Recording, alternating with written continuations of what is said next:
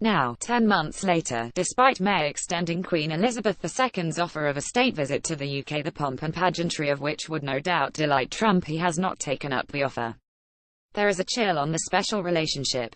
Indeed, the 45th president is having a significant cooling effect on most of America's international relationships. Returning this week to Washington for Thanksgiving, my wife is American and one of my daughters studies here. The nation's capital feels as though it pushes more than it pulls, keeping the world and its leaders at arm's length. One former career public servant told me that the Trump White House is undermining the country's global standing as a power for good. According to several D.C. insiders I've met, cutbacks and firings are leaving many feeling they're fighting the good fight of American interests overseas with one hand tied behind their back, led by a boss who is out of his depth. The day I arrived, State Department spokeswoman Heather Nauert addressed this very issue, saying, "It breaks my heart to hear some feel they aren't needed or aren't wanted or aren't appreciated. As many as 60% of U.S. career ambassadors have quit this year." One former U.S. ambassador, Barbara Stevenson, is quoted as saying, "Our leadership ranks are being depleted at a dizzying speed," accusing Trump of decapitating the State Department. Wendy Sherman, a former Undersecretary of State for Political Affairs and a principal architect of the Obama-era Iran nuclear deal, is scathing in her condemnation of Trump. Quite frankly, this administration is categorically destroying the Department of State and devaluing diplomacy as something important in this world. For many veterans of U.S. diplomacy, Washington has come adrift of its moorings. In recent months, the pace of big-name leaders touching down there has slackened. Early season visits by Xi Jinping, Shinzo Abe, Angela Merkel and Justin Trudeau have passed. May is not the only international leader to have discovered President Trump is in fact candidate Trump and that he heads an America in retreat.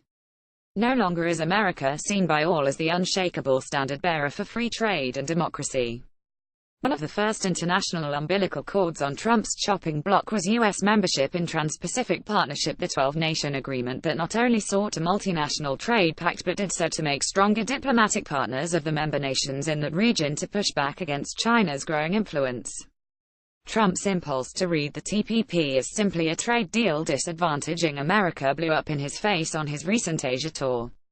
While he was still in Vietnam attending the Asia-Pacific Economic Cooperation Summit, his host along with Japan's Abe signed the TPP deal without Trump and America. America's influence is thereby diminished. It was a diplomatic slapdown coming just one day after Trump told the Vietnamese, Abe and the other APEC leaders that the United States was open for bilateral trade deals. Trump's America First policy came in second that day. The open arms of D.C. diplomacy are gone. A rather more barbed America First glowers from the ramparts of the White House, and the Capitol's residents are living this. From driver to teacher to researcher to student to journalist to civil servant, many I talk to feel ill at ease with the effects of that America First policy so far. And Trump's agitation of the status quo comes at a bad time. The post-World War II order that has been steady for several generations is getting wobbly. China's expansion, Russia's invasions and meddling, Iran and Saudi locking horns, rising populist nationalism. Right now the world needs a rock, and Trump's America offers anything but. Indeed, where most of the world is aligned on global warming, Trump is not. Yes, one Washington insider told me, the universe does still revolve around D.C. But it does so now in bigger and bigger orbits, farther and farther away. From tiny acorns mighty oaks grow, and D.C. embodies all of that. On the steps of the Lincoln Memorial above the reflecting pool, Martin Luther King Jr.'s immortal words have a resting place chiseled into the stone. I have a dream. A few steps away, above Lincoln's huge statue, passively powerful in his armchair repose, the words carved in the wall above him speak of the love of his citizens for his unifying if troubled leadership in this temple, as in the hearts of the people for whom he saved the Union. The memory of Abraham Lincoln is enshrined forever. If ever there were a message that today feels like it belongs to a bygone era, this is it. Because for all their eloquence, these are only words carved in stone, not set in it. Today they seem to lack permanence.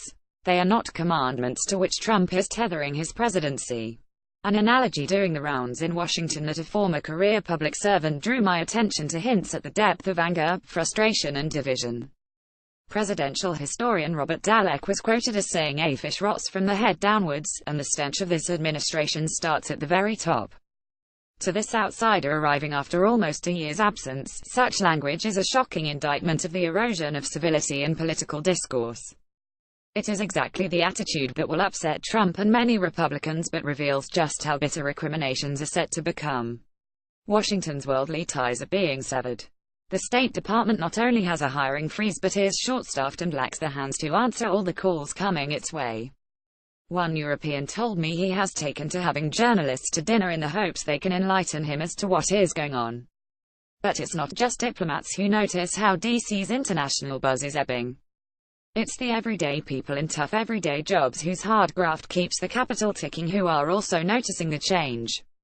Trump's domestic policies on undocumented migrants have teachers wondering which of the dreamers won't show up for class next week.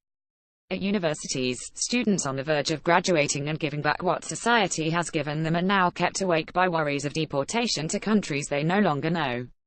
His failure to see white supremacists for what they are and apparent ability to see Muslims for what they are not, coupled with poorly conceived travel bans, play badly in Washington's melting pot society. Even a short cab ride with someone from a migrant family quickly becomes a conversation about the damage they fear Trump is doing to society. Many left homes halfway around the world to raise families here.